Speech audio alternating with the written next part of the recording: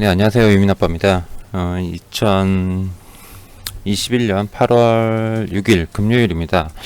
아마 이 녹화 방송은 일요일 정도쯤에 올라갈 것 같은데요. 아직도 이렇게들 제 주변에 이제 지인분들이나 친구들 과 이렇게 얘기를 하다 보면 하반기에 시장이 크게 급락할 것이다. 아니면은 뭐 본격 조정장이 올 것이다. 오지 않겠냐. 이렇게 말씀들을 하시는 분들이 계세요. 근데 저는 좀 그렇게 생각을 하지 않습니다. 그 부분에 대해서 좀 보여드릴 게 좀 있어서 이렇게 설명을 좀 드리려고 그래요. 자, 이게 이제 블로그에 올라가는 글인데요. 예, 이걸 토대로 해가지고 좀 설명을 좀 드릴게요. 자, 2015년부터요. 2015년부터 그리고 여기가 어디냐면은 2020년 2월 달까지의 나스닥 주봉입니다. 뭐 S&P 500 지수를 보셔도 전혀 상관이 없고요. 자, 여기를 보시면 굉장히 강한 그런 흐름이 나왔죠. 예, 굉장히 강한 흐름이 나왔습니다. 이때 당시 상황을 갖다가 잘 고민해 보면은 당장 혹은 앞으로 하반기든 내년 상반기든 간에 시장에 그렇게 조정이 나올 것 같다라는 그런 불안은 들지 않으실 거예요. 왜 그런지를 갖다가 여기 이 부분을 갖다가 설명을 좀 드려볼까 합니다. 자, 우선 그에 앞섰던 그런 상황들을 잠깐 좀 살펴보도록 하겠습니다. 자, 사실 주식시장에서 특히 이제 미국장도 마찬가지고 우리나라 시장도 마찬가지고요. 가장 무서운 게 뭔가요? 가장 무서운 게 제가 예전부터 말씀드렸던 게 이제 시장이 급변하기 직전에 꼭 살펴봐야 할 지표 3가지를 말씀드린 적이 있습니다. 뭐냐면은 하나는 하이 일드 스프레드 라는 것과 하나가 있고요. 그리고 또 하나는 이제 빅스죠. 공포지수 빅스. 그리고 나머지 하나가 미 달러 지수. 예, 미 달러 지수. 예. 뭐 요런 부분들을 갖다가 말씀을 드렸습니다. 그래서 요것들 중에서 사실은 가장 부담스러운 게 바로 이제 하이일드죠. 하이일드 채권. 예. 하이일드 채권이 아니라 하이일드 스프레드를 가장 많이 말씀을 좀 드립니다. 사실 지금 굉장히 안정돼 있어요. 굉장히 안정돼 있습니다. 예. 얘네들이 붕괴된다는 건 뭐죠? 간단하게 말씀드려가지고 지난해 3월달에 코로나 팬데믹이 왔을 때 어떻게 됐죠? 공장이 각종 셧다운 되면서 공장 가동이 중단하고 그 다음에 소비가 굉장히 크게 위축을 합니다. 일자리를 잃고요. 그러면서 상품 가격들, 글로벌 상품 가격들, 원자재 가격들이 급락을 하죠. 이때 이 급락을 할 때 특히 이 에너지 관련 기업들이 있어요. 이 에너지 관련 기업들이 뭡니까? 줄도산하게 생기죠. 예, 일정 가격. 예를 들어가지고 셰일가스 같은 경우는 48달러인가요? 42달러인가 48달러 이하로 내려가면 굉장히 위험하다라고 합니다. 예, 42달러인지 48달러인지 잘 기억이 안 나네요. 여튼 이 가격 이하로 내려가면은 정급본드가 말 그대로 폭주할 가능성이 높죠. 예, 과거에 2013년, 14년도에 국제유가가 120달러까지 찍었어요. WTI 국제유가가 120달러, 110달러까지 치솟은 뒤에 이게 2015년도에 얼마까지 빠졌냐면 25달러 부분까지 빠졌거든요. 이러다 보니 어떻게 됐습니까? 에너지 기업들이 폭삭 주저앉게 됐어요. 해서 오바마 행정부가 거의 정권 말기에 금융사들, 대형 은행사들로 하여금 이 에너지 기업들의 이제 그 사채죠. 이 채권을 들어갔다가 대신 사들이게끔 연준이나 정부가 나서지 않고 사들이게끔 했습니다. 그러면서 이제 진정을 시켰던 그런 케이스거든요. 자, 여튼 이런 상황이 나왔던 게 바로 언제냐면은 요때예요. 요때 상황이었습니다. 요때 상황이었어요. 그 뒤로 진정이 됐습니다. 이때는 이제 뭐 이런 것뿐만 아니라 중국발 이슈도 있었고 여러 가지 이슈가 있었어요. 그리고 그 앞에는 뭐 여러분들 잘 알고 계시는 피그, 포르투갈, 뭐 스페인, 이탈리아, 그리스 얘네들의 어떤 이렇게 디폴트 선언 가능성, 재정 파탄 이런 부분들이라든지 아니면 터키발 이슈라든지 이런 여러 가지 그런 유럽 주요국들의 이슈들이 있어서 몇 년 동안 굉장히 고생하던 중에 이제 국제유가까지 축 하고 빠져버리니까 이제 시장이 굉장히 크게 출렁을 했습니다. 근데 그 뒤로는 굉장히 안정적으로 올랐어요. 그 뒤로는 굉장히 안정적으로 올랐습니다. 자, 그런데 여기서 잘 챙겨봐야 될 게 2017년, 2018년 요 2년간의 흐름이에요. 이 2년간의 흐름입니다. 자, 2016년에서 2018년까지 다들 잘 아시다시피 실제로는 달러 강세가 나왔어요. 달러 강세가 나왔고요. 그리고 이때 이 구간에 기준금리가 인상이 됐습니다. 연준에서 기준금리를 갖다 인상하기 시작했어요. 예, 그래서 총 2차례인가 4차례인가? 한 서너 차례인가? 기억도 안 나요. 예, 하도 오래돼가지고. 예, 인상을 했습니다. 여러분들, 기준금리 인상하면은 긴축이다라고 그래가지고 몹시 불안하죠. 그죠? 시장 폭락할 것 같죠? 아니에요. 쟤네들, 우리나라 시장도 마찬가지였죠. 우리나라 시장도 올랐습니다. 기준금리가 인상될 때는, 오히려. 기준금리를 인상하려 한다라는 것 자체가 시장에서는 불확실 요인이에요. 그것 때문에 빨아지는 거지, 사실상 기준금리가 인상이 확정되죠. 확정돼가지고 인상 딱 됐다라고 하면은 그 시점부터 반등 쭉 하고 나와요. 예. 오해들을 할 필요가 없어요. 항상, 지난 10여 년 동안 항상 그래 왔습니다. 예. 그래 왔어요. 자, 그리고 무엇보다도 완전 고용을 달성했어요. 2020년까지 완전 고용을 달성했습니다. 자, 이 세 가지가 시장을 지배했습니다. 이거 대부분 잘 알고 계실 거예요. 자, 이 부분에서, 자, 잘 보세요. 이게 지금 나스닥이거든요. 나스닥인데 2018년도에 막판에 또 크게 한번 하락했죠. 예, 막판에, 하반기 막판에 크게 한번 하락을 했습니다. 예. 그리고 국내 시장도 이때 당시 크게 한번 하락을 했고요. 근데 지금 보시면 2017년도에 금리 상승 구간에서 굉장히 세게, 이때 뭐 경기 민감주, 반도체 다 엄청 올랐습니다. 예, 다 올랐어요. 그러다가 2018년 한 4, 5월께부터 시장이 뭐가 됐냐면은 조정이 급격하게 오기 시작했고요. 예, 조정이 급격하게 오기 시작했고, 여기서 또 하락을 했습니다. 하락을 하고 2019년도에 좀 반등하나 싶다가 또 급락을 했죠. 예, 말 그대로 이런 걸 뭐라고 그러죠? 베어마켓이라고 합니다.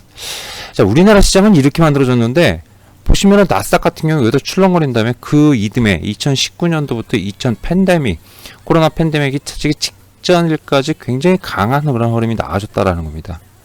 자, 요때 하락한 거는 기준금리 추가 인상 가능성 때문에 시장이 발작을 일으켰어요. 예, 발작을 일으켰습니다. 그러나 기준금리를 갖다 인상한다라고 하면은 갑니다. 또 요렇게 갑니다.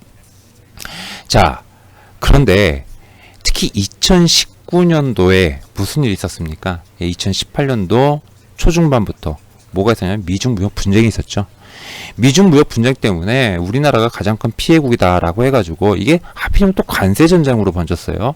관세 전쟁으로 번지다 보니 가장 큰 피해 국가는 한국이다라고 하면서 한국 거를 갖다가 많이 집어던졌다라는 거예요. 물론 대만도 마찬가지고요. 자, 그런데 미국은 상승을 했습니다. 왜 상승을 했을까요? 바로 두 가지 요인 때문이에요. 두 가지 요인 때문에. 예, 두 가지 요인 때문입니다. 뭐냐면은 첫 번째는 완전 고용이에요. 완전 고용. 예. 완전 고용을 갖다가 달성을 했어요. 트럼프 대통령이. 그리고 두 번째는 뭐죠? 물가입니다. 예, 인플레 압력이 굉장히 완화되어 있는 상태였어요. 그러니까 물가가 굉장히 안정되어 있는 그런 상태였어요. 이 두 가지를 갖다가 완성시켜 놨어요. 예. 그러면서 자국 내 기업들의 이익 증대를 위해서 세금을 감면해 주면서 여기에다가 이제 기준금리를 좀 인하해라. 그래야지 달러가 약세로 전환될 거다. 라고 했지만은 달러는 오히려 계속 강세를 기록했죠. 예, 이 기간 동안에. 지금 여러분들이 생각하시기에 달러가 강세이고, 그리고 또 달러가 강세이면서 여기다가 뭐 고용이 불안하고 뭐 어쩌고저쩌고 말은 많고 이러다 보니 굉장히 불안들 하세요. 불안들 하시는데 실제로 이 기관에서는 지금 보시는 것처럼 굉장히 강한 그런 흐름이 나왔어요. 예. 이게 왜 이렇게 나왔냐 이랬을 때는 고용 상태가 굉장히 계속 지속 증가했어요. 완전 고용은 3% 이내를 말한다고 그러죠. 3% 이내요. 3% 안팎 내지 3% 이내를 말한다고 합니다. 자, 그러면은 이때 당시 이런 완전 고용과 그 다음에 굉장히 안정된 물가가 나왔기 때문에 이러한 이걸 바탕으로 해가지고 고밸류다 어쩐다 말이 많아도 계속 상승하더만요. 계속 상승했어요. S&P든 나스닥이든 지속 상승이 왔습니다. 자, 이런 말 있죠.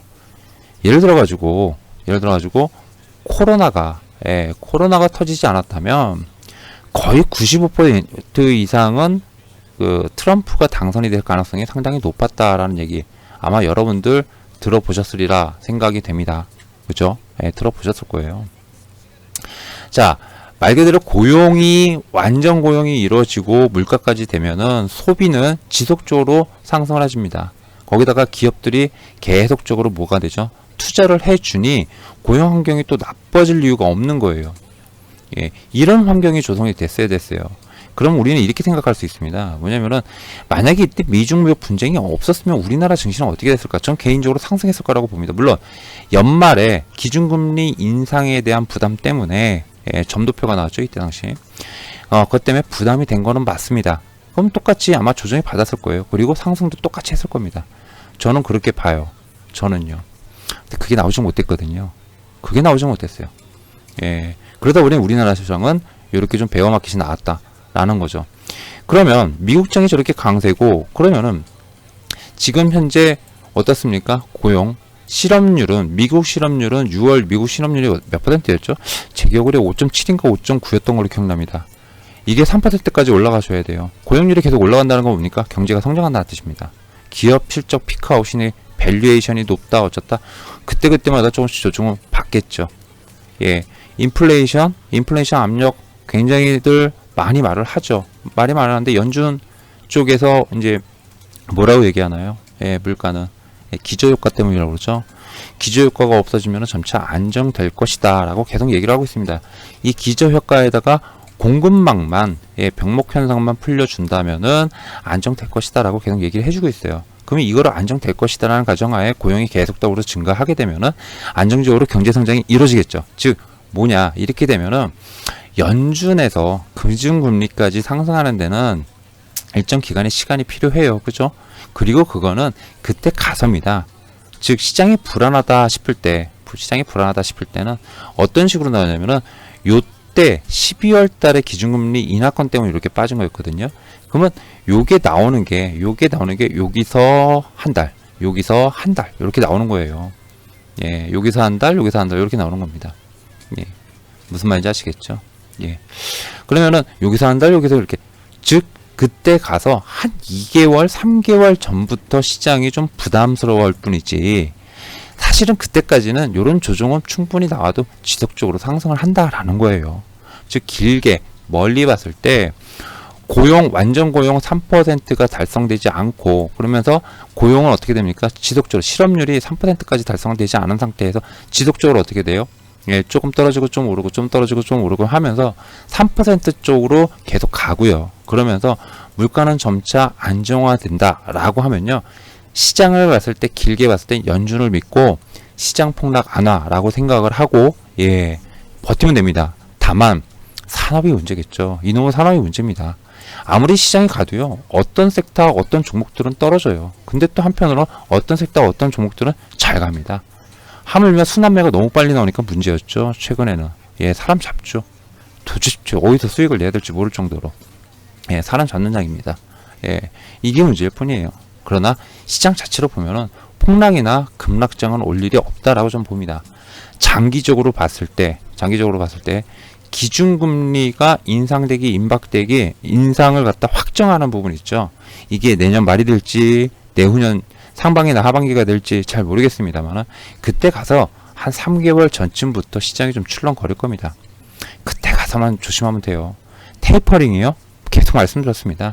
테이퍼링 되기, 확정되기, 그거 뭐 한 달 전? 그 다음 한 2-3주 정도에다가 확정되고 나서 한 1-2주 정도 조정받고 오르더라고요. 예, 이거요. 2010년부터 2015년까지 계속 그것 때문에 계속 왔다 갔다 했었어요.